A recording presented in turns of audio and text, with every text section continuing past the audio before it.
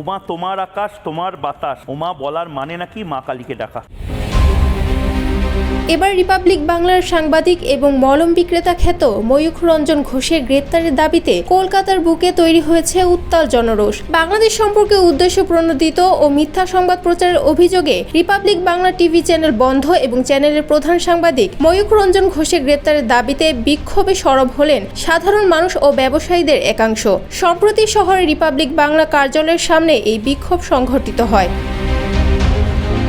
সামাজিক যোগাযোগ মাধ্যমে একটি ভিডিও ছড়িয়ে পড়ে যেখানে দেখা যায় রিপাবলিক বাংলা টিভি চ্যানেলের কার্যালয়ের সামনে বিক্ষোভ করছেন সাধারণ মানুষ ও ব্যবসায়ীরা। বিক্ষোভকারীরা বলেন, রিপাবলিক বাংলার প্রতিবেদনগুলোতে বারবার হিন্দু মুসলিম সম্প্রদায়কে মুখোমুখি দাঁড় করানোর চেষ্টা করা হয়েছে। চ্যানেলটির সংবাদ উপস্থাপনা কৌশলে ব্যক্তিগত মতামত ও রাজনৈতিক পক্ষপাতিত্ব প্রকাশ পায়, যা সাংবাদিকতার নীতি বিরুদ্ধ।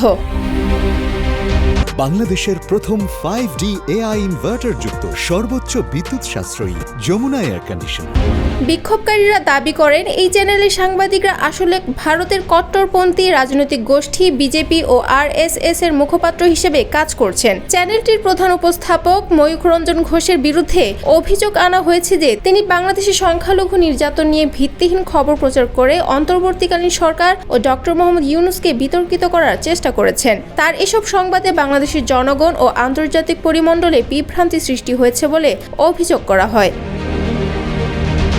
বিক্ষোভকারীরা আরও জানান, ময়ূখ রঞ্জনের আচরণ সাংবাদিকতা পেশার জন্য লজ্জাজনক। চিৎকার, অশোভন অঙ্গভঙ্গি ও অপমানজনক শব্দচয়নের মাধ্যমে তিনি হকার সাংবাদিক হিসেবেও পরিচিতি পেয়েছেন। তার এসব কার্যকলাপে শুধু বাংলাদেশের সুনাম নয়, ভারতের গণতন্ত্র ও সংবিধানের মানও ক্ষুণ্ণ হচ্ছে।